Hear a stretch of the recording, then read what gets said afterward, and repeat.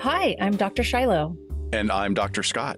And this is LA Not So Confidential, the forensic psychology and true crime podcast. Each week, we explore the intersection of psychology, the criminal justice system, and entertainment. Today, our episode is on the forensic psych topic of vigilante crimes and mob mentality. Welcome back, everybody. Don't forget to join us on our Behind the Couch live stream next week, next Saturday, March 30th at 4 p.m. Pacific Standard Time. Our guests will be Steve and Nan, the co-hosts of From Beneath the Hollywood Sign. Two amazing experts on all things Hollywood. They're going to give us probably some correction and some extra trivia about Lana Turner's tumultuous relationship with Johnny Stompanato that ended in death, as well as their dish on so many other historical Hollywood events. So please join us. It's going to be a good one. Yeah. Do they just talk about old stuff or they talk about like contemporary things as well related to Hollywood? I mean, all over the place. All over the place. Cool. But a lot of the vintage stuff. And one of my favorite things is Steve has these tons of stories about going to autograph signing events. Yeah. He used to be one of the coordinators and hosts of these events back in the day. Gosh. And I hope he shares lots of stories. Yeah. Those events. I've really only been to those when it's been related to, some sort of like specific con. Twin Peaks. Okay, yes. Yeah, Twin Peaks.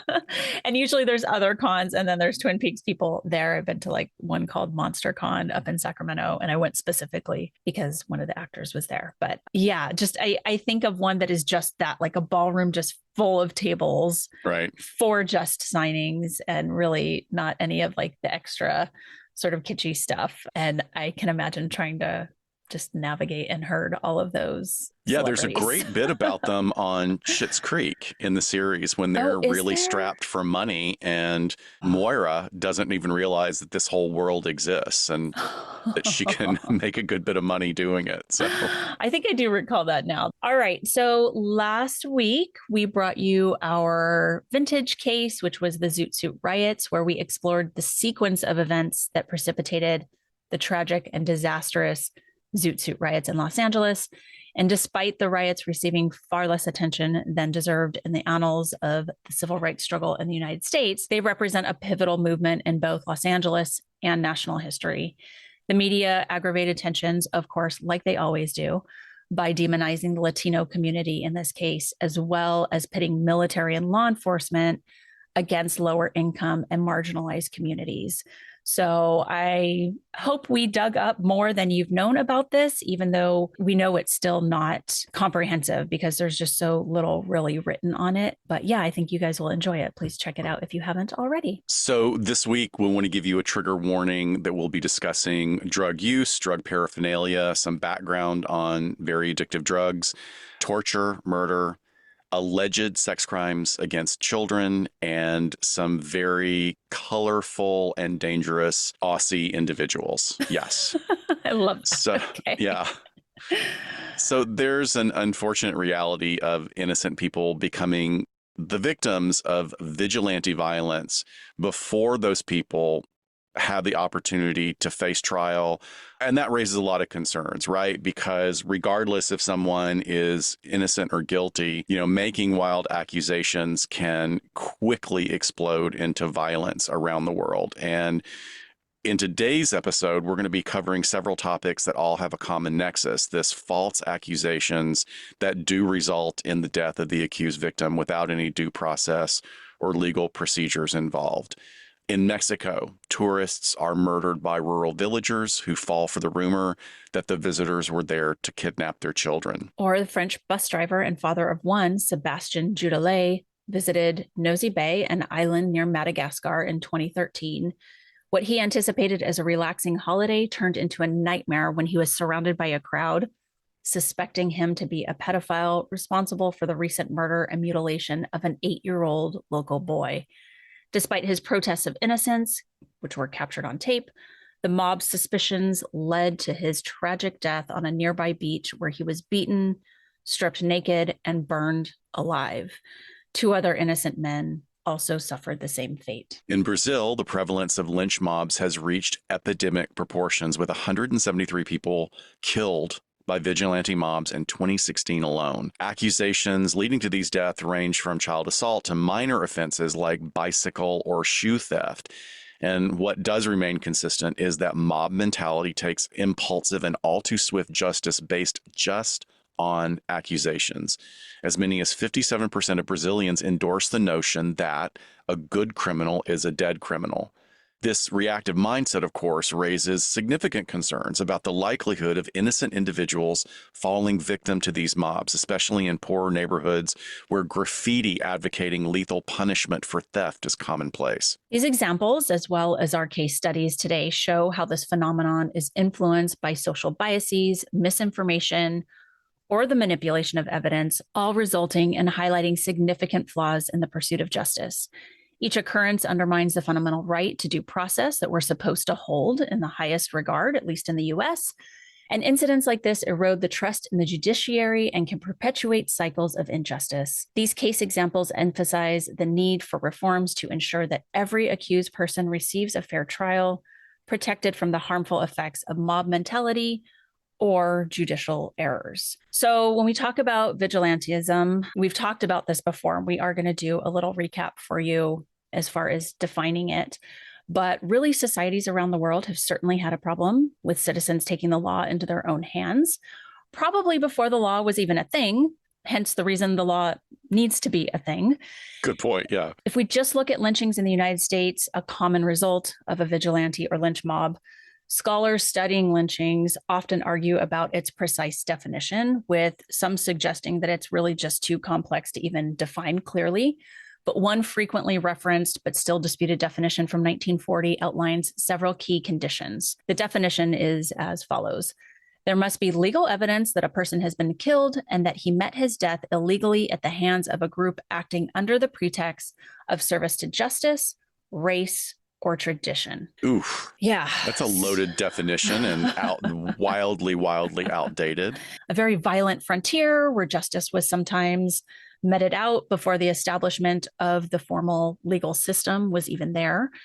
And according to this narrative, men joined forces to uphold community standards, punishing those who violated property laws. Like that could be something like livestock theft, or those maybe who harmed another person. And generally, white men organized posses to swiftly punish the perceived guilty. Lynchings were seen as acts of popular will, reflecting the American frontier spirit.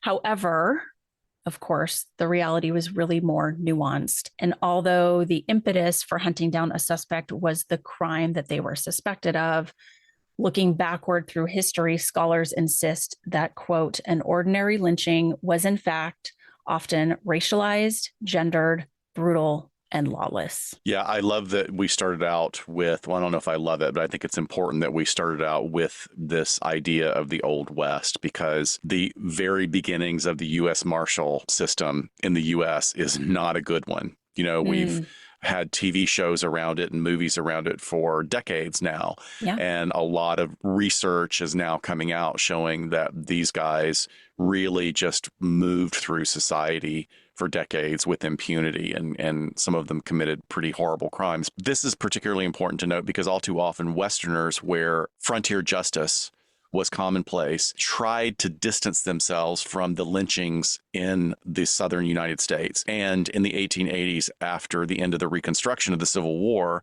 the primary victims of lynching were Southern blacks, although Native Americans, Jews, Asians, and European immigrants have also been lynched in large numbers, often with entire communities showing up for the event like it was a big party. I mean, it's a really ugly stain on American history, and not so far in our past. Nope. And in some areas, unfortunately, continues to this day. Horrible stain on our history. Conservative estimates, due to obvious issues with underreporting or hidden reporting or lack of reporting, show that 4,743 Americans were lynched between 1882 and 1968, and that a large majority of those victims were Black. And we're looking at, in that number, 3,446. So let's just take a moment to redefine vigilantism. This will be a bit of a recap on some of the info we discussed on our real life Dexter episode. So a vigilante is an individual or group that takes on the role of enforcing what they perceive to be law within their own community, either because they believe the legal system is ineffective or because they reject its authority. Very important distinction there. Sounds like a sovereign citizen. Exactly, right? Thankfully, they haven't moved into quite that yet, but I would not be surprised if they do. Vigilantes often justify their actions by arguing that their goals are more important than following legal procedures. That's a big behavioral drift right there. However, vigilantism is paradoxical. It operates outside official legal systems, but is often driven by a desire to uphold quote unquote traditional moral values. And despite this, vigilantes frequently act in ways that contradict the law. So the psychology of vigilantes is often rooted in feelings of being marginalized or victimized. And according to forensic psychologist Dr. S. David Bernstein, these feelings are very real to that individual, regardless of others' perceptions. Vigilantes are influenced by attribution theory, which suggests that they interpret others' actions based on their own beliefs and assumptions. They often believe that they understand the motivations behind others' behavior, and then they judge them accordingly. And their understanding of the motivations for others' behaviors can be wildly, wildly incorrect. Some vigilantes see themselves as above the law and view their actions as justified responses to these perceived wrongs. This mindset allows otherwise law-abiding citizens to commit crimes in the name of justice. The role of social media in motivating vigilantes is not well understood yet, but we're starting to see that it may play a role in this concept of rewarding and reinforcing their actions, like we see everything else with views and likes and clicks, essentially. So the research has suggested that there are 7 common features to vigilante activities. It is that the activities are typically planned and premeditated. They are conducted by private citizens who are, quote unquote, participating voluntarily. The citizens act autonomously, but they are often influenced by social issues or unrest. And the vigilantes often use threats of harassment, violence, or force. And we'll see some really horrific examples of that in our case study today. Vigilante activities also often arise when an established or expected order is deemed inadequate by those folks. And the vigilante activities aim to control crime or other social infractions. And the targets of the vigilantism are often alleged perpetrators of a crime. So 2 further features of vigilante activities have evolved with the speediness and popularity of internet-based social media. First, vigilantes often use social media to shame their targets, and many vigilantes appear to gain social popularity by promoting their vigilante activities online. So we have that reinforcement happening for them. Vigilante involvement is influenced by the following psychological motivations or internal drives. So there's a clear lack of trust in the justice system. So if the justice system is perceived as ineffective, vigilantes are motivated to invoke justice to compensate. Another point is sanctioning a wrongdoing. The punishments applied by the justice system may be thought of as inadequate, then that goes to further motivate the vigilante to disperse what they consider to be the appropriate punishment for the wrongdoing, appropriate from their belief system, from their standpoint. Another point is it's deterring repeat offenses. Vigilantes are motivated to impose punishments in an effort to stop the wrongdoer from recommitting the offense, which is some real mental gymnastics there because that rarely works. That they also feel that this extends to deterring others from committing wrongdoing. So fears that others might commit wrongdoing motivates vigilantes to punish a wrongdoer in a more severe or public fashion to show people what can happen if you don't follow the rules, basically. There's also a real need, a craving for someone else to blame, to place someone in the position of the other, because vigilantes struggle with perceived injustices, and he or she will seek out an alleged perpetrator to identify and place blame. We call that projection, right? Or displacement of our internal drives. And then also, like Dr. Shiloh was referring to earlier, there's the social media status. Generating status, especially to a large number of followers, improves the vigilante's self-perception. Yeah. So, I mean, there's a number of problems with this. I think just looking at the perpetrators, the vigilantes, and the psychology that goes along with what their drives and motivations are problematic in and of themselves. Right. But as a result, there's two major issues that come out of this. One, generally law enforcement is not too keen on vigilantes taking things into their own hands because it can muddy the investigation.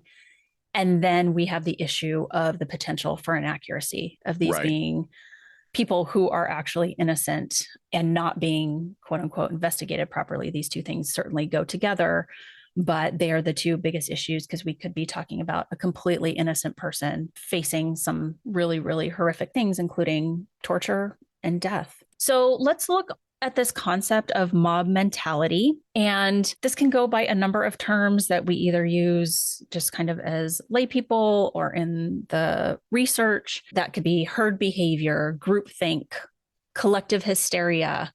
Conformity syndrome is a psychological phenomenon characterized by individuals with a group consciously or unconsciously relinquishing their personal responsibility and adopting the behavior, emotions, and opinions of the larger group. Research suggests that mob mentality arises from a combination of social identity theory, de-individuation, and diffusion of responsibility. So diffusion of responsibility is where individuals feel less accountable for their actions or lack of action when in the presence of others. Diffusion of responsibility causes individuals to feel less accountable for their actions in a group setting due to the presence of others. And basically, it waters down the sense of responsibility and blame, resulting in this diminished sense of personal responsibility in the moment. In other words, it's, well, yeah, this is a horrible thing that's happening, but somebody else will take action. Somebody will take care of this. I don't need to step forward. Mob mentality occurs because responsibility is perceived to be distributed among the entire group. And then this leads the individual to have a diminished sense of personal obligation to intervene or to take action in a given situation. I think that this is a very important distinction and it's a very important definition. However, I would also like to point out that all of the research on these issues is really from about 10 years ago or longer. And I think that we live in a very different world now where violence can erupt very, very quickly. And it's not always the greatest idea. You may very well understand how difficult a situation is. And sometimes it's better not to get involved. Like, call the police, call for help, but don't try and break up the fight yourself in a way, right? Yeah. So social identity theory is a concept that illustrates how individuals derive part of their self-concept, a part of their self-view, their internalized understanding or view of who they are from their group memberships. And this leads them to then conform to the norms and the values of their in-group in order to maintain this positive social identity. We see it in so many groups across the board. This is in the Greek system within college of joining fraternities or sororities, sports groups, sports fans. There's all sorts of versions of this. Mm-hmm. On the other extreme, but just as important, is the concept of de-individuation, which happens when individuals lose their sense of personal identity and accountability within that larger group setting. And this can then lead to a reduction in inhibitions and an increased likelihood of engaging in impulsive or even deviant behaviors. This crosses over into so many things. I mean, I'm thinking back to our violence, violent sports fans episode and just how that can really sort of take over. I mean, obviously there's other things going on there, alcohol use and some other criminal mindsets, but yeah, a lot of overlap. And then also, I mean, there's a whole carved out piece looking at crowd psychology when we're talking about like civil unrest and things like that, that actually might be really interesting to cover at some point, maybe around the times of the elections, because I feel like that will be happening again. So when anonymity feels guaranteed, toxic authority figures and emotional arousal can aggravate mob mentality. Authority figures or influential group members can also exert significant influence over the behavior of others, which leads to higher levels of obedience and conformity within the group. Milgram, as we know, researched this very deeply, and we've discussed the influence of authority figures in previous episodes, as well as talking about Milgram's lovely coercion experiments. So feel free to go back and listen to some of those episodes. We did one on active bystandership and authority and conformity. So not quite sure what number episode that was, but something like that is in the title. So the dangers of mob mentality, even in smaller groups, can be really profound and often lead to a lot of irrational decision making, as well as destructive behavior and just plain old violence. Events like riots, lynchings, and mass hysteria are all examples in this paradigm. So our first case study is actually quite recent, within the last 6 years.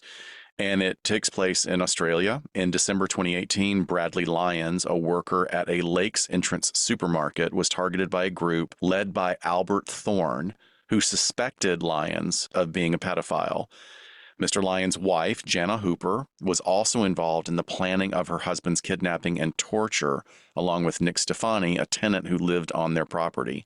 Stefani was responsible for spreading rumors about Lyons in the community prior to the attack, and he was also a member of the vigilante club called the Australian Freedom Fighters Group, and their mission was hunting down suspected pedophiles. Again, emphasis on the word suspected pedophiles. Albert Thorne, the main defendant in this case, had the club's entire name tattooed across his back.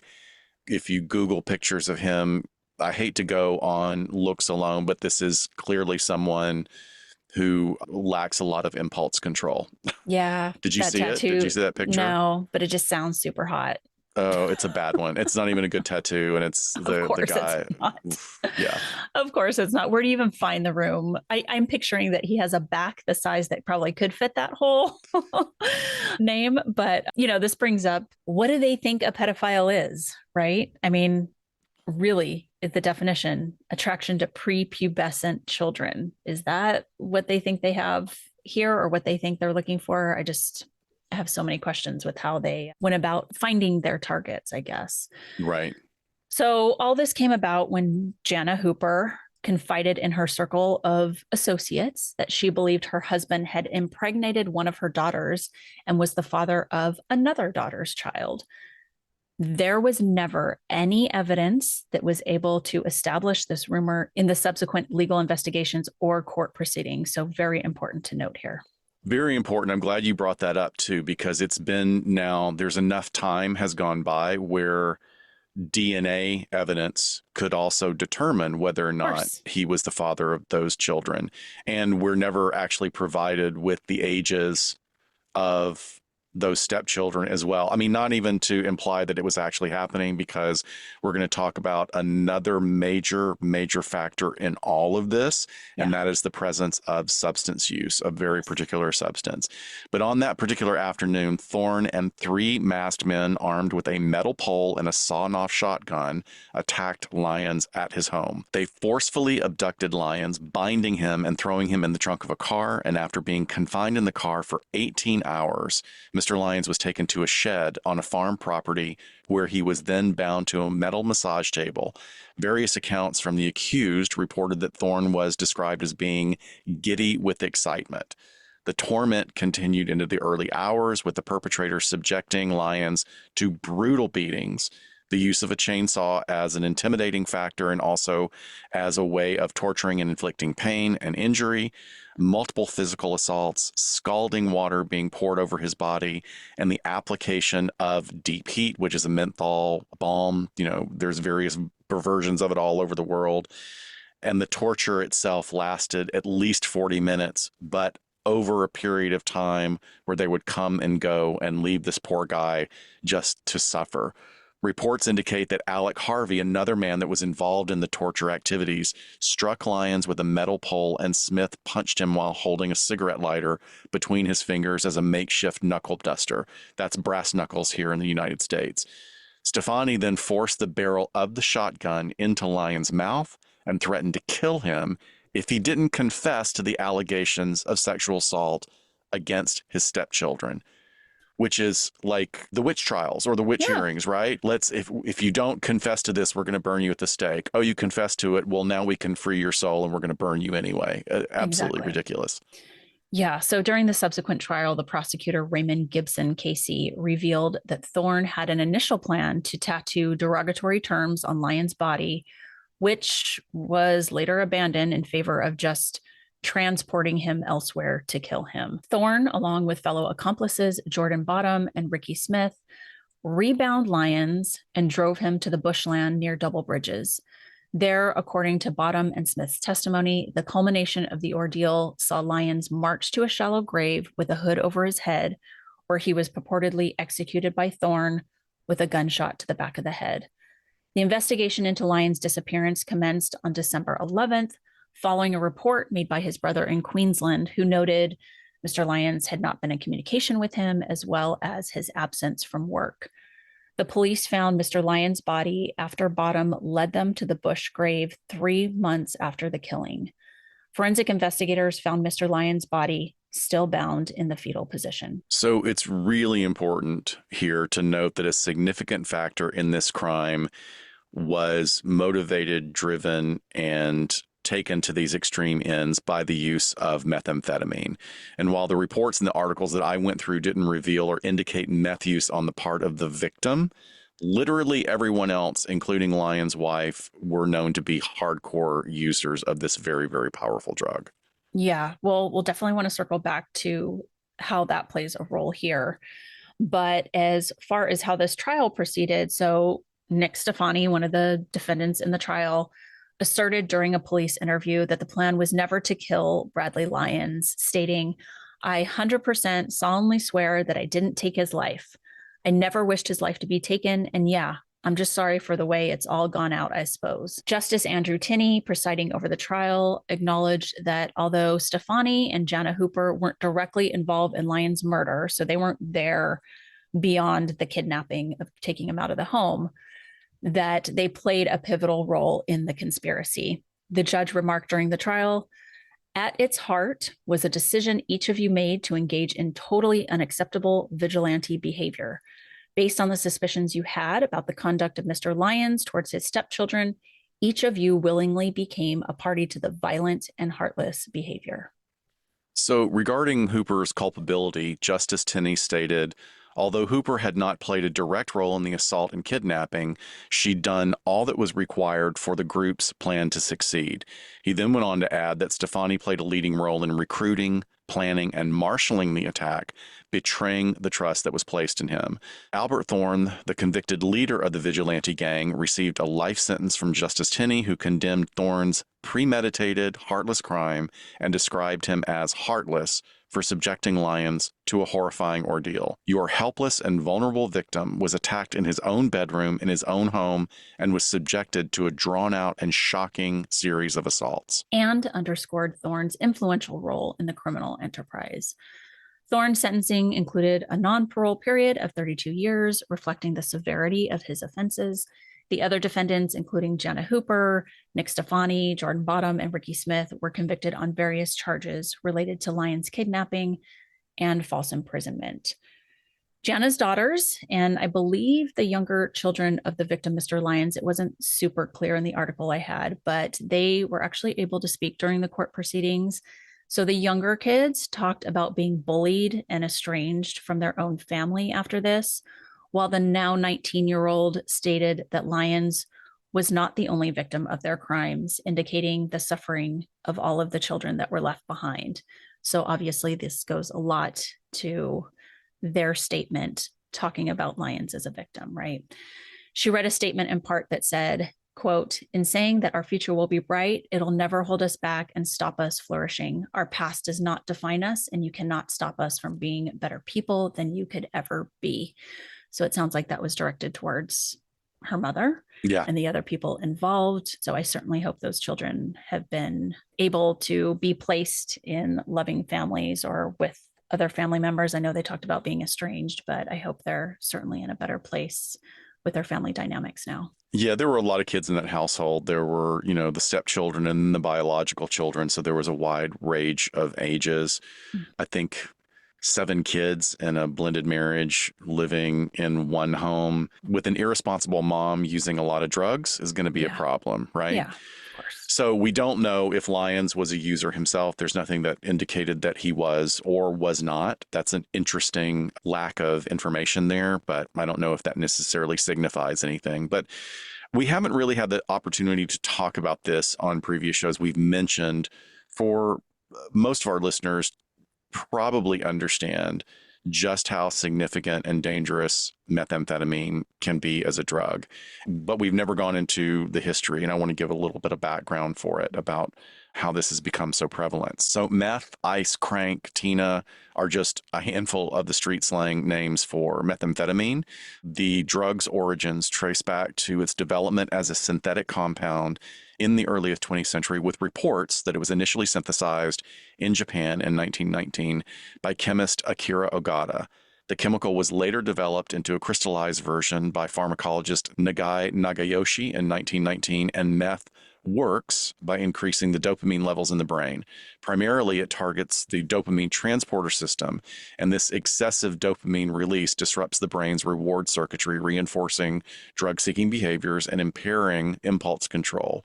And this particular circle of neurological stimulation is why the substance can be so addictive. And as with most newly developed drugs, the pharmacological community likely only saw the immediate benefits. Meth's stimulating effects attracted a great deal of attention for its potential medical applications, and it was widely utilized in the mid 20th century as a decongestant and an appetite suppressant. Hi, honey, look how much housework I got done today, and I'm losing weight. And oh my God, there are cats hanging from the ceiling. Right. And I'm hanging from the ceiling. Right. Yes, a dramatic but not undocumented side effect of the overuse and overprescription of it in medical markets.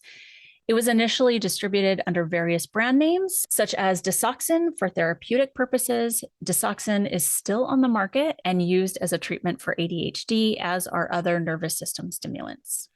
So recreational use of methamphetamine emerged pretty quickly afterwards. I would say post-World War II was when it got into the market for all of these wonderful uses for people at the home. Stay more alert. You're so sleepy all the time. Here's something that'll fix your weight loss, with no real understanding of how addictive it was and what the dangers were. It moved over widely into the recreational market as well, just quickly facilitated by its availability through illegal drug market channels and that reputation for very, very strong stimulant effects. So as demand surged, organized crime syndicates and gangs capitalized on the extremely illicit market for meth production and distribution. Criminal production suddenly went underground. It was conducted in makeshift laboratories using chemicals that were already available in the black market prior to the current world situation of over-the-counter availability of the base components. So they were bought in the versions of Walmart 50 years ago, and now you can still do the same thing through drugstores. I mean, we've seen sort of a locking of the counters of cold medicines where ephedra could be sucked out of the Coricidin pills or whatever was the over-the-counter medication.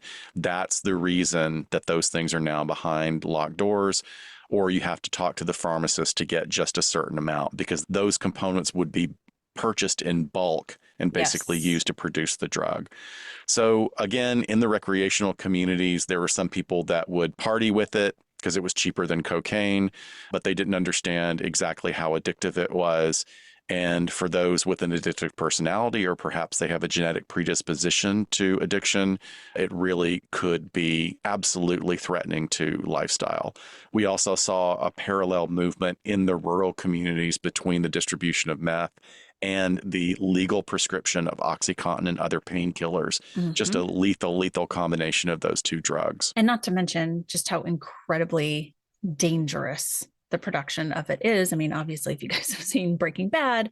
Oh my gosh. But I mean, when we would find out that people were cooking in their backyards or in their homes in the city that I worked in, I have seen homes that have exploded from meth labs. And if you have people who are using the drug themselves, who are obviously, quite impulsive and not making great decisions, and then they're now cooking it in their kitchen in the same home where their children are. I mean, we're talking about some really horrific situations and resulting prosecutions, not just of meth manufacturing, distribution, sales, possession, but child endangerment and child abuse because of doing this in the most covert ways that they can, which is usually behind closed doors in their homes.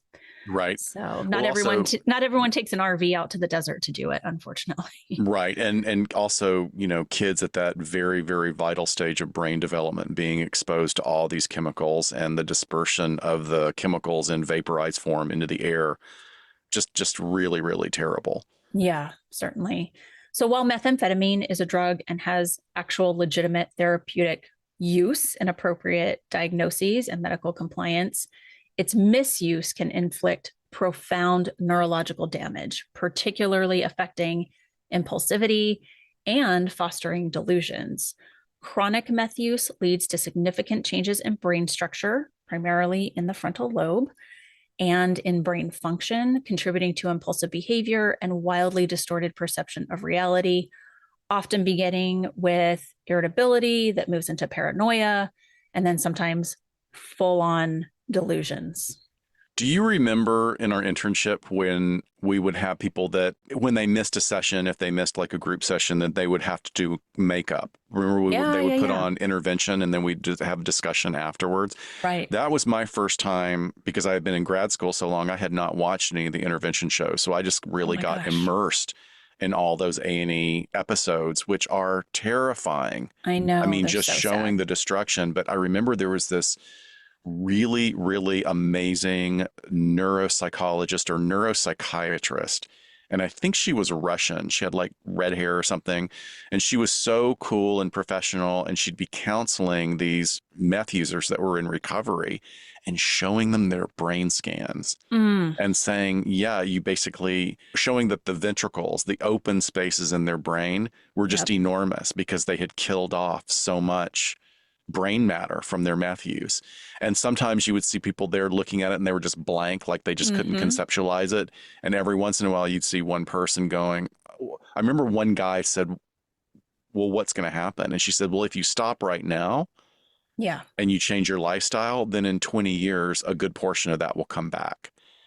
But if you Yeah. don't, then, you'll have dementia symptoms within about 10 years. It was really, really frightening. Yeah, it was. I mean, those episodes are very powerful and very good fodder for eliciting conversation around it in a group like that. Yeah. Yeah, I mean, I always remember in law enforcement training kind of like the faces of meth, right? So you see Oof. the booking photos of people arrested over a period of time with their meth use and just because of what it's doing to their body physiologically, how their appearance changes. I mean, we could talk about this forever. It's just a horrific, horrific spiral. And doesn't have really great results of success of sobriety afterwards, especially if the person is living in the same area around the same people. It's just all downhill. And I've seen so much horrific devastation working Yeah. in law enforcement and in an area of the city and town where it was pretty prevalent. It was something that I saw absolutely every single day, every shift. One of the things that I think, well, I should stop saying I think, one of the things that I know is a contributory factor to why stimulant use is so problematic is that we live in a culture that really values productivity. Mm-hmm. So Adderall, cocaine, legal versions of meth, whether it's Vyvanse or Ritalin or other likely suspects as well. Those are encouraged. Like you need to be working an 80-hour week for a Fortune 500 company and you got to do whatever you got to do. Oh, well, the coffee is irritating your stomach. Well, you better find something else that works for you. Now, I'm Mm. not saying that across the board that it happens, but when you live in a culture that really, really values that particular work ethic, Yeah. despite its toxicity, things like that are going to happen. So chronic meth use and or we can just call it abuse induces neurotoxicity resulting in damage to dopamine and serotonin neurons that are really vital in the brain regions critical for decision making and emotional regulation. Again, a lot of parts that are front and center in that frontal lobe that gets eaten away. And when chronic use then leads to deficits in executive functioning, which all takes place in that area, in the processes of inhibition, control, and judgment, there's an increase in impulsivity and recklessness.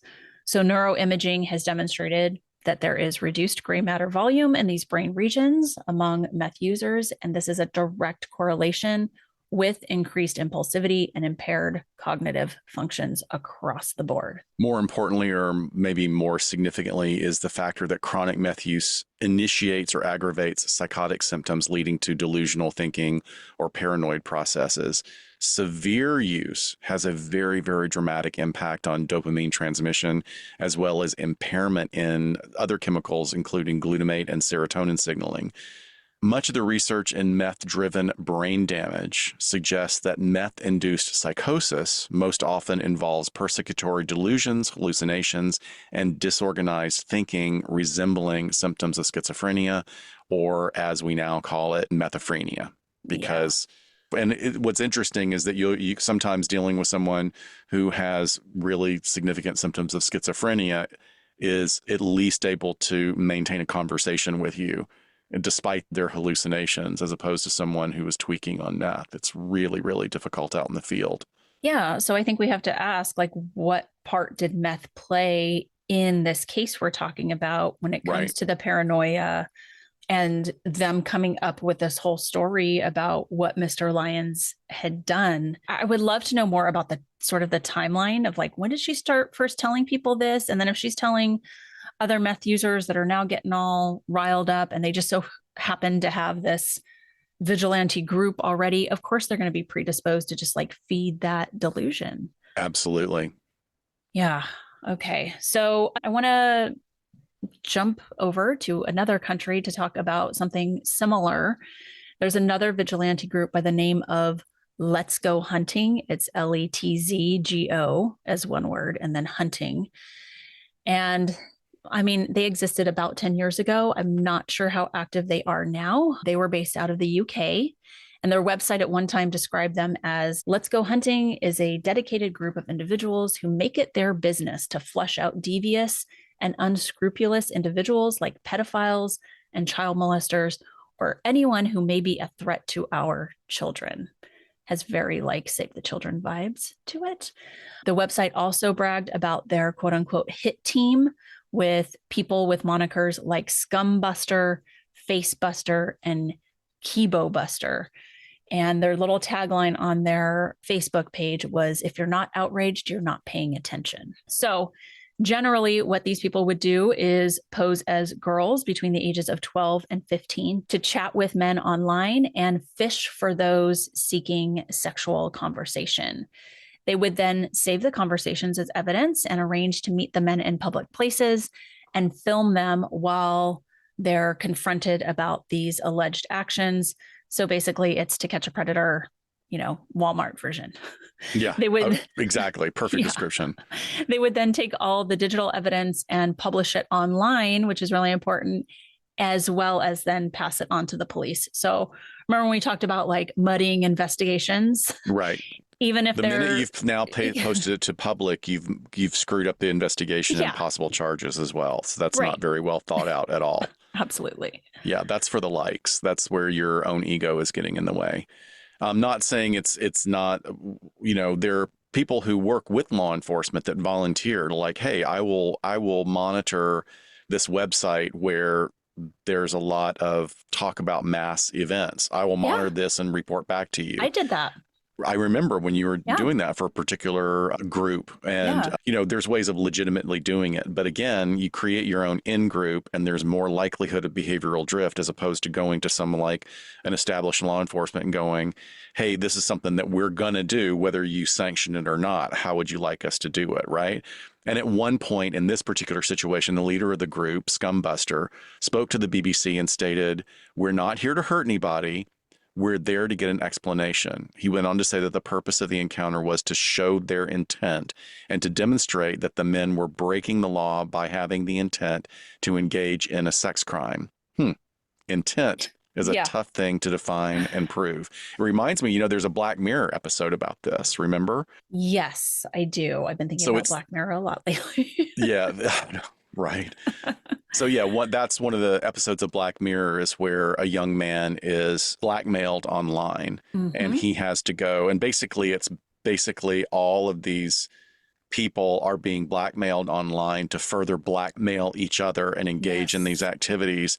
And you think it's awful until you realize that this kid has been viewing child sex endangerment images. And then it like twists your Yeah. perception on it as like, oh, he was engaging in this illegal activity.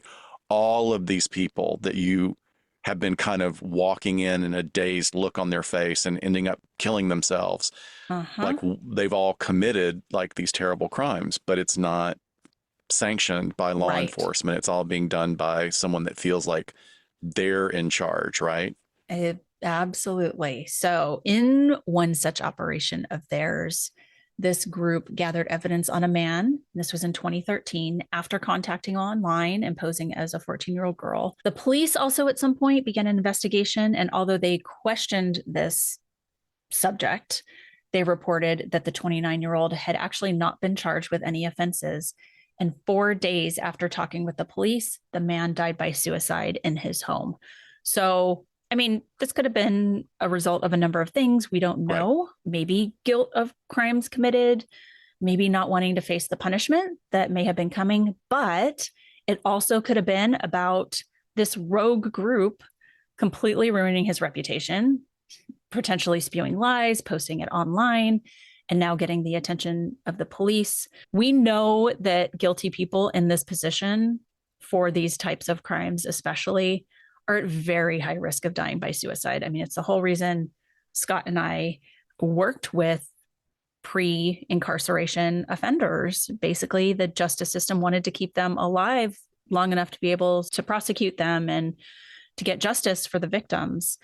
But this is very similar to that 2006 case in Texas, which, as a result of To Catch a Predator, that DA who was being investigated took his own life when the search warrant was being served by law enforcement.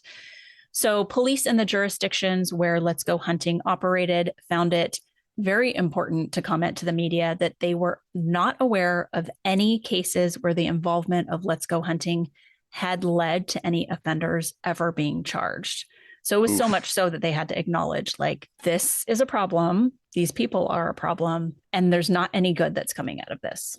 Oof. Very good point being made. I think that's actually pretty brave by law enforcement to Yeah. make that distinction. Or perhaps they're doing it for purposes of liability, which would also be smart to say we're separating ourselves from this organization. Because at the time, a detective inspector employed by Nottinghamshire Police was quoted as saying that the task force was encountering a worrying increase in those who think that they can take the law into their own hands when it comes to internet grooming cases.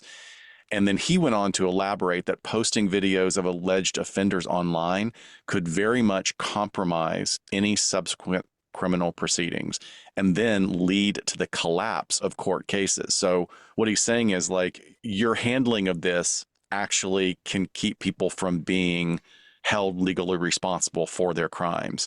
And then he went on to point out that most importantly, any delay in reporting cases such as this to the police can lead to loss of evidence, and it can crucially delays the provision of vital medical treatment or psychological support to that victim that they may require.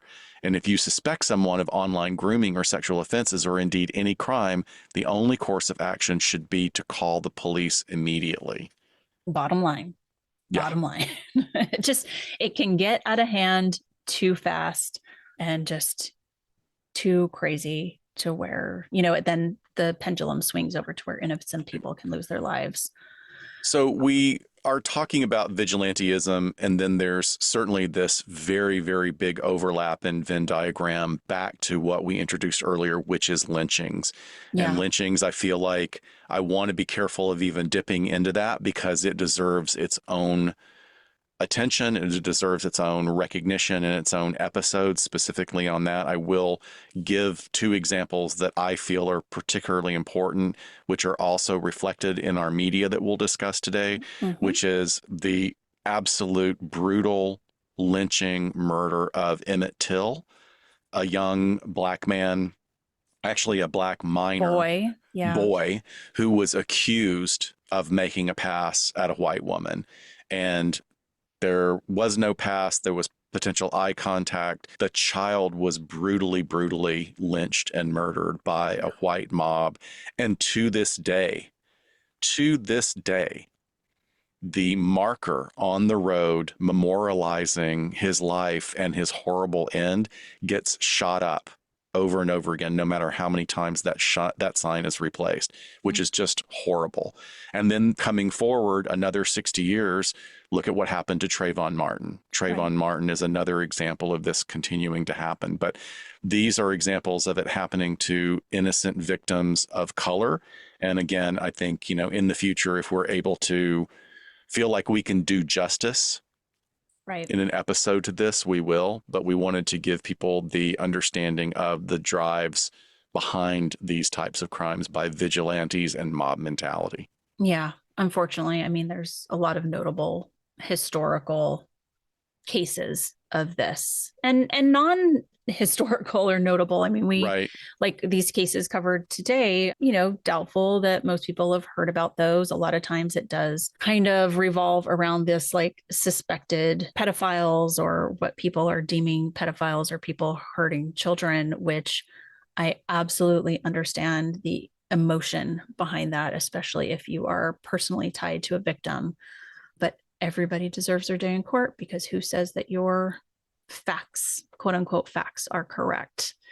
We can even go, something that's not crime related in terms of like why they wanted to cause harm to this person, like Matthew Shepard, right? Like other notable, absolutely historical event. And, that wasn't even hearkening back to a crime that was the reason for the actual hate crime and murder that happened. But a great example, because that particular example of Matthew Shepard being brutally, brutally tortured and murdered by three other peers, three people his age, who accused him of making a pass at them or making advances at one of them, and then later to find out that one of those killers is gay himself. So his own internalized homophobia.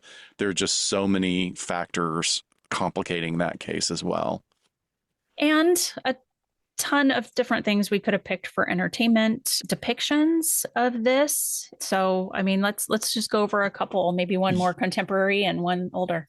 Yeah, I want to I already spoke a little bit about Till, but there was a 2022 biographical drama film that was based on the true story of Mamie Till Bradley, an educator and activist who pursued justice after the murder of her 14-year-old son, Emmett, in August 1955 in Mississippi. And in these events around his death, the report shows that Emmett and his cousins are buying candy at a store. While at the cash register, Emmett tells a young white woman that she looks like a movie star before showing her a photograph of a white girl in his wallet. And then he's reported to later have whistled at her outside of the store.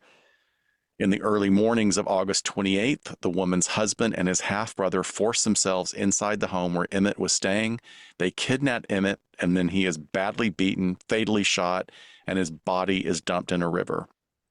The film explores the aftermath, including the acquittal of the perpetrators and Mamie's work that galvanized the Civil Rights Act of 1957. Yeah. Did you see Till? I did. It's really well done. I think it leaves out some things that I wish had been in, but I think, just for time's sake, there's only so much you can do. Emmett Till's case is particularly important because they intentionally had an open casket ceremony in order for everyone to be able to see, this is what happened to my son. Yep. And I'm highly, highly in favor of taking bold moves like that. Same. I think it's very, very important. It's not easy, but I think it's very important. Yeah. And then I came up in the back of my brain with an older one that touches on, looking at the 1960s and the South, and that was Mississippi Burning. So this was actually a 1988 film, a crime kind of touted as a crime thriller more than anything, but it's loosely based on a 1964 murder investigation, also in Mississippi. It stars Gene Hackman and William Dafoe. So if you want to see them in the late 80s acting together, they're two FBI agents investigating the disappearance of three civil rights workers in this fictional county of Jessup in Mississippi. As you can imagine, the FBI comes in, they're met with hostility by the town's residents, local police, and of course, the Ku Klux Klan. So it does take place in 1964 when these three civil rights workers, two of them being Jewish, one of them Black, they go missing while they are basically organizing a voter registry for African Americans to come to the polls. And the FBI ends up sending them down to investigate. And it's a little bit about how the FBI agents realize they're not going to get anywhere with prosecuting murder, but find a way to approach this for finding an appropriate crime under federal law that fits. So they start looking at the civil rights violations that are being made, which is, very smart in the way that they have to sort of approach this at the time in the 60s. So the perpetrators will be brought to court under federal law and hopefully actually get justice rather than just kind of the state level murder charges where you could have another situation like with Emmett Till where they are acquitted. So good So that's flick. a very renowned movie, by the way, too. Yep. Very, very highly regarded as one of like a top 100 films about, as top 100 film on many lists, but wonderful performances, really difficult to watch, by the way. Just they are not holding back at all discussing the racism in that part of the country. Yeah. Yes. So, all right, guys, thanks so much for this dark episode. Thanks for soldiering through with us. We just want to give you a heads up that Dr. Shiloh came up with a wonderful idea last month for us to start generating a regular little bit here called Shrink Wrap for our Patreon members. And it's a great opportunity if you want to kind of dip into what our lives are like and what Shiloh and I talk about when we're not talking about true crime and forensic psychology. When we jump on to record. Right. What we do, what we think about before we start recording these episodes. So if you're interested in that and think it might be fun to listen to, why don't you give us a try over at Patreon? And that'll also open up your feed to a completely ad-free version. Yes. So yeah, give us a listen. Absolutely. Join us on Shrink Wrap, where we just got done talking about Kate Middleton. And I know, right? What else? We talked about having your colors done so you know what season you are. It's just stimulating stuff, guys. Oh, yes. It's world changing is what it is. It is world changing. No, it's the banter and some of the, just friendship stuff that we cut out of this that a lot of people don't want to hear. So if you want to hear it, hop on over and we'd love to have you. And join us for Behind the Couch this upcoming week with our guests, Steve and Nan from Beneath the Hollywood Sign. We're very excited about that episode. And you guys, we will see y'all next time on LA Not So Confidential. Bye, folks. Bye. Oh, I like the y'all. Y'all.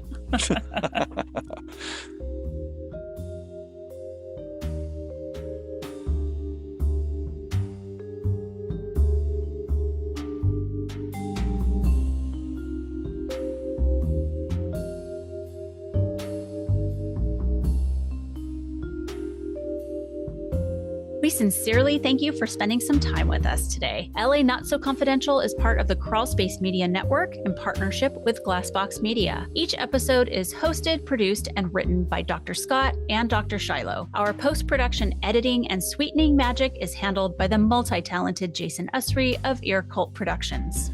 The LA Not So Confidential theme entitled Cool Vibes Film Noir is composed and performed by the talented Kevin MacLeod. He graciously allows us to use his music via a Creative Commons attribution license, and you can check out all of Kevin's amazing work on YouTube. All of the resources for each episode can be found on our website at la-not-so-confidential.com. You can find us on Instagram at LA Not So Podcast, on Twitter at LA Not So Pod, and on Facebook at LA Not So Confidential. Media inquiries and bookings are scheduled at alienistentertainment@gmail.com. Please join us each month on Saturdays at 4 p.m. Pacific Standard Time for a live streaming and very interactive broadcast on YouTube entitled Behind the Couch. Stay tuned to all of our social media for our live streaming scheduling announcements. Subscribe to LA Not So Confidential so you never miss a new episode. And lastly, we'd be honored if you joined our Patreon at patreon.com/LA Not So Podcast. With a subscription, you get an ad-free listening experience, and you'll be the first notified about upcoming live events, social gatherings, and super cool swag coming your way. Thanks for listening, and join in with us next time on LA Not So Confidential. Bye, folks.